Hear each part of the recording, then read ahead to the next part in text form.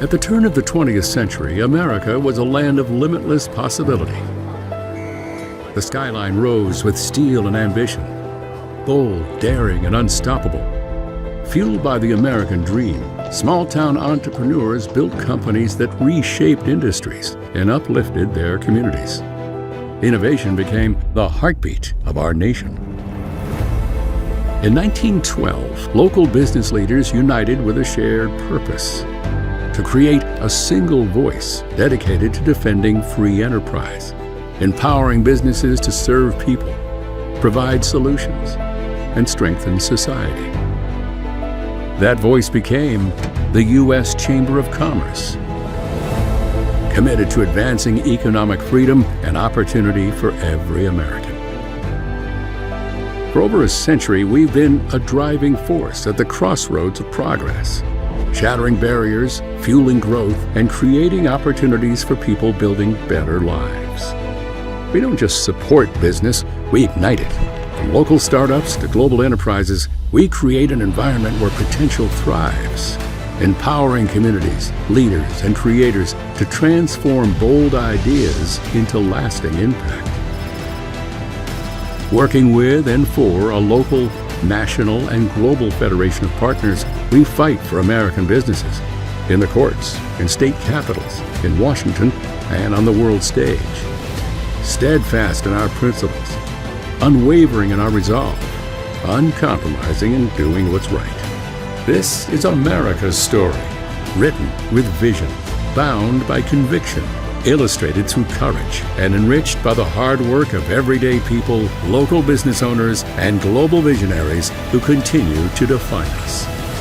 It's an enduring legacy of strength, determination, and shared ambition. One we proudly build upon as we work to write the next chapter of our nation's story. Join us. Together, let's build a future of growth and opportunity for the pursuit.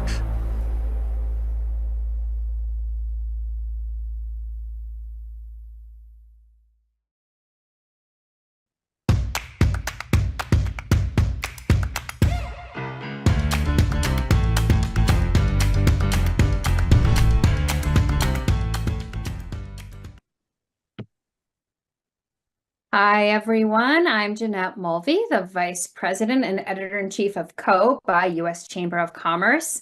I'm so excited to welcome you to the inaugural episode of C-Suite to Mainstreet, our new series where we feature insightful conversations with top executives who will share valuable strategies and success stories with our small business community. Before we get started, I'd like to thank our sponsors. We appreciate your partnership in this series. All right, so our guest today is Seju Jeong, the co-founder and executive chairman of Noom, a digital health and wellness company that many of you have heard of, I'm sure. Seju spent over a decade as Noom's CEO, guiding the company through significant transformations, and he continues to help lead the company's global strategy as executive chairman. Thank you so much for joining me today, Seju. My sincere pleasure to have me. Thank you so much. Okay, so you and I were talking before we got started, and I was telling you about our audience being small business owners, and you were telling me that this is a passion of yours to talk to business founders. So why don't we start there? Tell me a little bit about that. It's my nature. I actually do appreciate and respect any type of business founders because I believe and I have seen that regardless of the size of business, the founder's journeys are very similar and unique.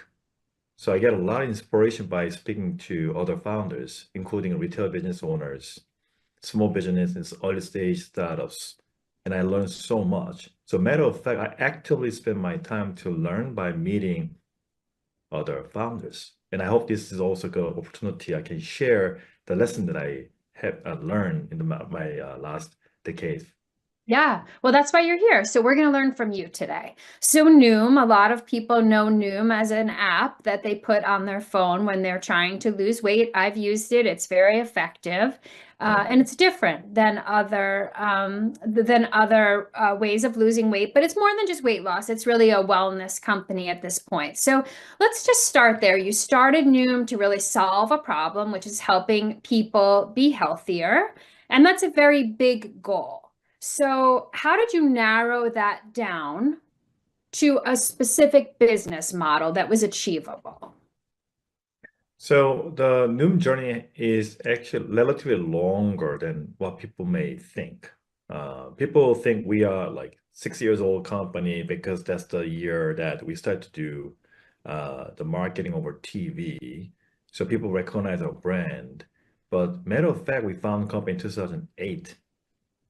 Yep, 2008. So it's quite long years. It took many years to figure where we are today.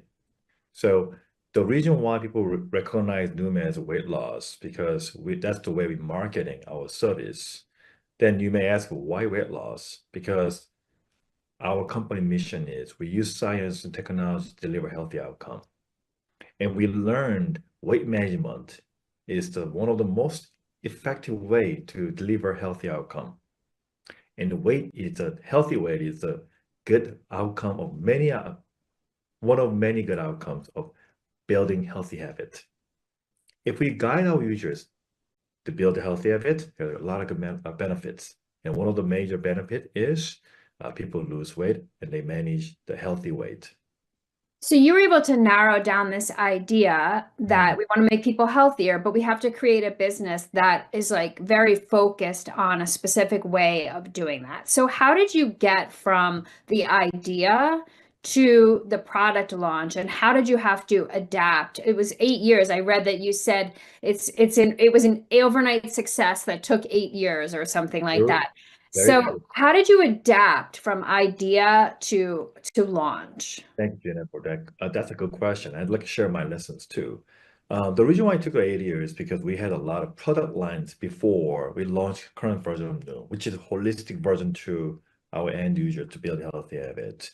The first product we had was hardware device like a Peloton bike was our ever first product in 2008 and 9. It didn't work. It was too early for the market. And then we pivot to software company and we launched cardio trainer, which is GPS tracking fitness tracker application. We deliver good success, but it did not deliver our company mission. So we pivot again toward calorie counting product, which is called calorific. It was all good application, but it was only one vertical. We wanted to build a service that we can fully proud of, that is the answer of our company mission. And also we deliver healthy outcome. So we pivot several times, and then that's the way we landed where we are now, the holistic approach to end users and deliver healthy outcome. So a lesson that I learned, number one, that I did not start with like, oh my God, I have great ideas, so I want to found a company. No, I found a company with a mission first. So a lot of people come to me who never done the business before or early stage. They come up with they have a good ideas, they sharp ideas, and they found a company. And unfortunately, this is the lesson that I learned, and I've seen so many times. Most of the time, the good ideas are not good ideas. So the company should actually be founded and then based on the mission. I recommend the mission base, and then what you think is a great idea, there's a high chance it might not work. So be ready to be flexible and pivot, iterate your ideas, and then change the direction strategy. So that's so interesting. What you're saying is don't build a company on a particular product or service. You really need to build the company on the problem that you are solving or what you are providing the customer with, whatever the experience is or the solution is. Right. And how you provide that experience or solution may well change over time. And that's really, really interesting because I don't think that's how most people think about starting a business. So can you talk more about just how to think about that change? How, if you're a business owner or you want to start a business and you have this amazing product or idea and you're really passionate about it and but you may have to abandon that idea or change it. Can you talk a little bit about how you think about change and adapting? Absolutely. So again, unfortunately, I have seen so many times from my own experience, and I've seen many other founders struggles when they face the difficulty of their great ideas, it's not a great ideas for the market or it's not working. So I recommend do not start company based on one good ideas. Also, do not bet the entire company based on good ideas or good product. I recommend think twice, 3 times. If you want to start a company because you have good ideas, then ask yourself, I want to start a company, and I already started a company, let's say, and you are so excited about it. And ask yourself, why do I need to continue to engage on this journey as a founder? And what should I do with the company? Think the deeper questions. And based on that, be flexible to think, okay, the idea that I have a lot of pride, might not work. So provide a room they can test the ideas. I said test. Yes, as new, we are a software company, so relatively easier compared to retail business to test because software environment is easy to run the test. But I am sure there's a lot of lessons, inspiration that retail business owners can receive it. So run the test, for instance, products, change the models and services, and price, the way they offer, and try to see how it goes. We call that sandbox. What is sandbox? Sandbox is like, again, provide a room that you can actually go very creative in terms of product offering, the price, everything. Run the test. And if it's working, then invest. Before you invest all you have for one good ideas, put the one good ideas and also all the ideas into sandbox, always, and run the test. And if you see the good outcome, then start to invest more, increase the growth. If it's working, invest more. And when you have enough data that is pointing out that your idea is verified, it's a really good idea, it's time to invest aggressively. In that answer, I think I heard you say the word pride. That people have pride around their businesses and their ideas. And sometimes when you have tied yourself to an idea and you feel emotional about it, you feel proud of it, or it feels personal, it's hard to abandon that because you've tied yourself to it emotionally.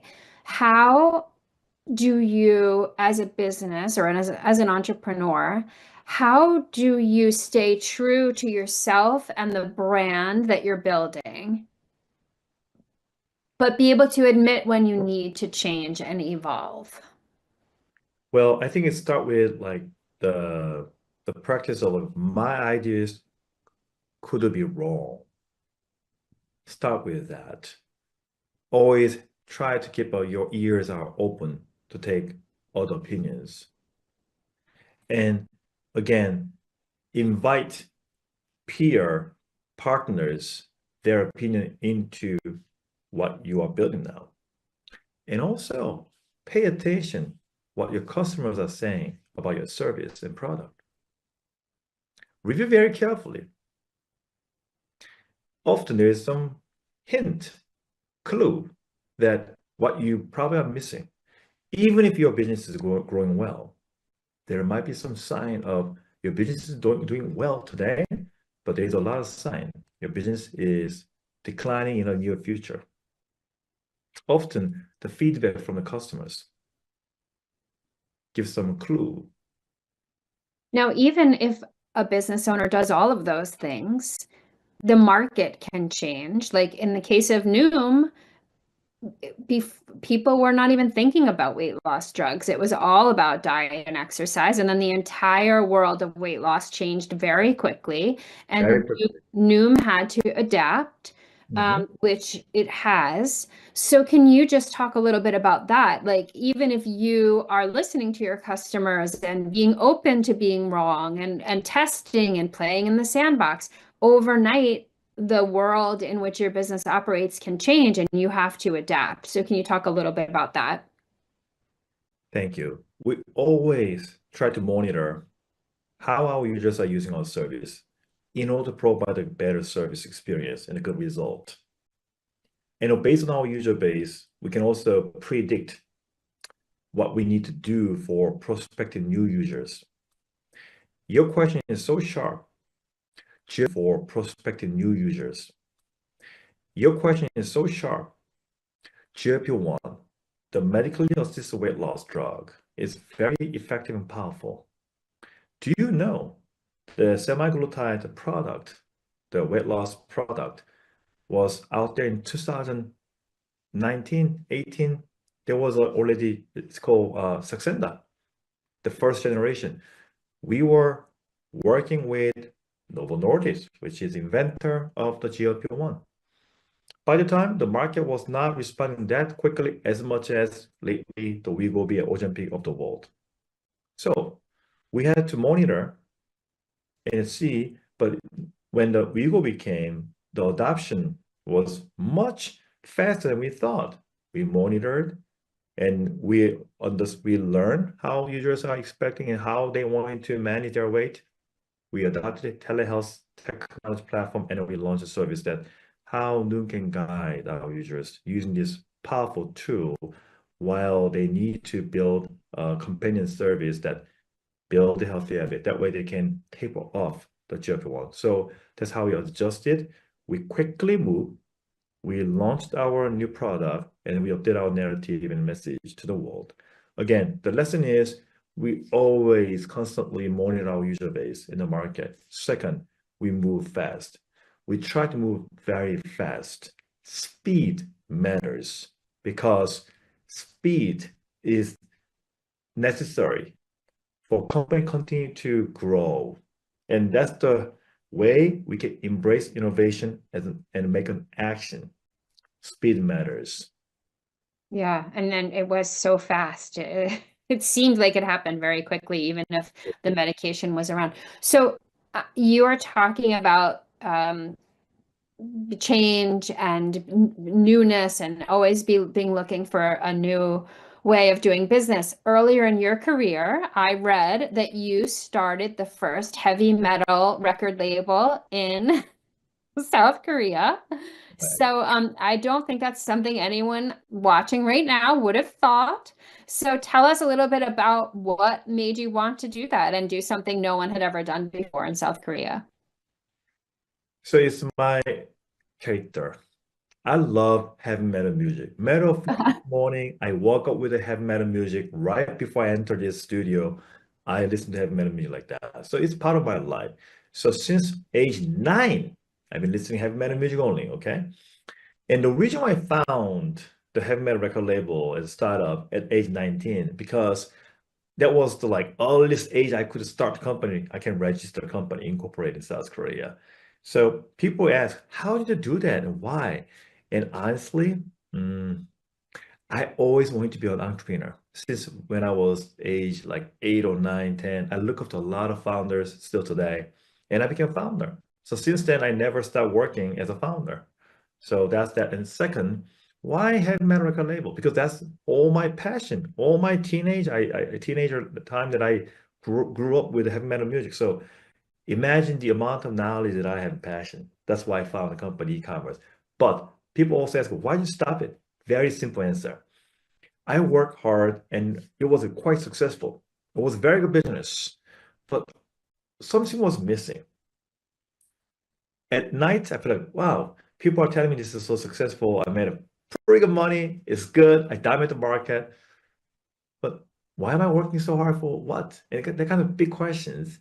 And why I had the questions, unfortunately, I lost my father. My father, uh, he got ill and then he passed away. So it really, really it was a very difficult life experience that I had. And I had a privilege that I was able to speak with him before he passed away. It's very sad. But that gave me his death, gave me the chance to think about how should I live my life. And that led me to start set the right priority of my life. What's my value? And now I learned that I was looking for how I can live my life purpose-driven way.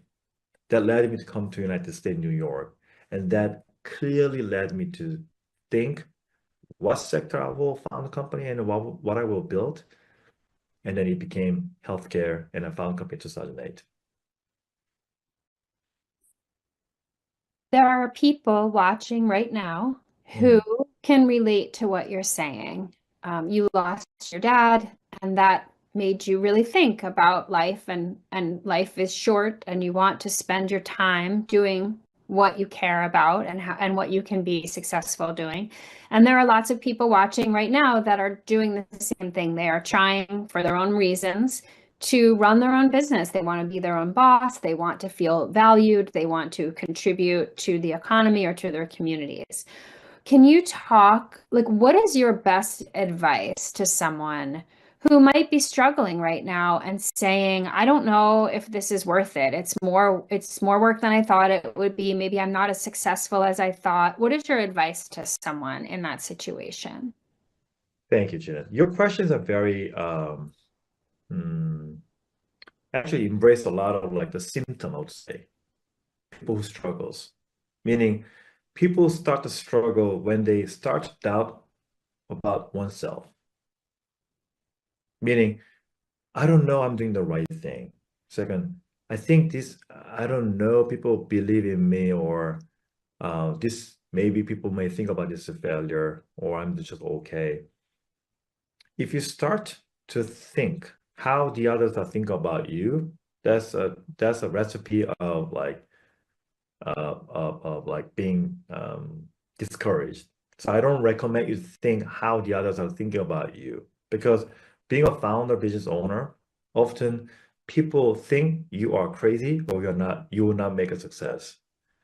And there's a lot of doubters out there for good reason or bad reason. Probably the good reason is because they don't want you to get hurt from your business journey. So it's going to be tough. Don't do that, right? So out of that, or they may feel jealous of you. So I recommend to not take so seriously about how the others are thinking about you as a business founder or owner, because they don't know your journey. Number two, stop doubting yourself. It's very difficult to actually block the doubtfulness against yourself. It's very difficult. So my recommendation, I learned this from very difficult time that I had, and it became my habit. Make sure you build a healthy habit. I'm not trying to promote new right now. This is exactly what I do because I want you to overcome my difficult time. Remember, when I found the company over 8 years, we didn't have any revenue. Can you imagine? I had to like raise the capital all the time. I had to borrow money.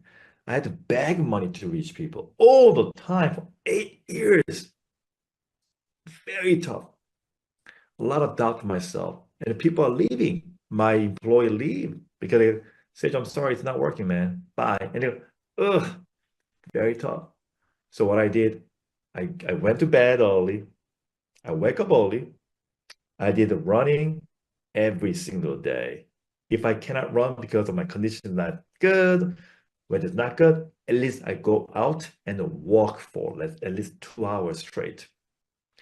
To clear my head. Again, clear the head and build a healthy body, because a healthy body will give you healthy, clear mind. Very important.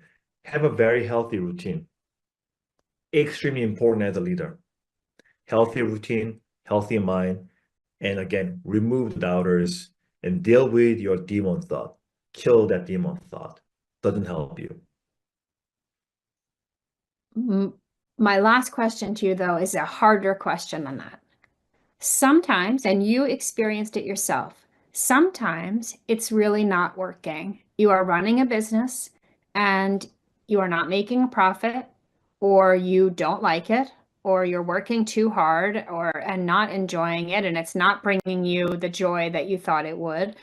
Sometimes quitting is the best answer for people. And so I guess my last question to you is, and because you did it, you started your dream business and then you quit your dream business as at a record company I'm talking about. What is your advice? Like, when is it okay to say, you know what, this isn't working and I'm going to move on? Good question. I highly recommend you business owners, founders, speak with fellow founders, including your competitors. By doing so, you will be able to get pretty good data point. Often, they seek the advice from family or close friend who they trust. I don't think that's a good source of data that you can get the advice. Why? Because they just love you. So they will tell you that to protect you.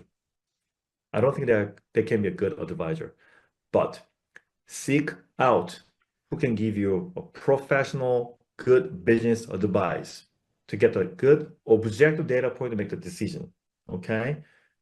From business mentor that you look up to, even sometimes competitors. And this is a very important advice I want to give it to you. Be vulnerable. Be honest to yourself and share your most vulnerability of yourself when you seek out for the advice. That way you can get a real advice. I have seen a lot of times they're asking my advice, but I can tell they're not fully sharing the status. I can sense that. They're trying to get a formation that you can do it. You know what I'm saying? So be very honest, open your heart. And when you meet your mentor, be ready to receive any type of advice, even if it can be very bitter and difficult. You know, to do that, you have to be 100% be vulnerable, open, and honest. That way you can get a great advice. Well, I don't think we could end on a better note than that. So I just want to say thank you so much for all of your advice, Seiju. It was so appreciated, and I know it means a lot to our audience. So thank you very much. Thank you very much for having me, and all the best to your journey of the business, entrepreneurship. And I hope, even if you are struggling today, this is what I learn all the time. There will be a time that you will be understanding why the struggles was there. And often the struggles is the way you could figure the better outcome. I love that. That's great advice. So thank you. And thank you from our audience. Thank you to my audience for tuning in today. This was a really successful first event, and we'll be back soon with another episode of C-Suite to Main Street. In the meantime, please go to growwithco.com, where you can find all of our advice on helping people start, run, and grow their businesses. Take care, everybody. Bye-bye. Thank you.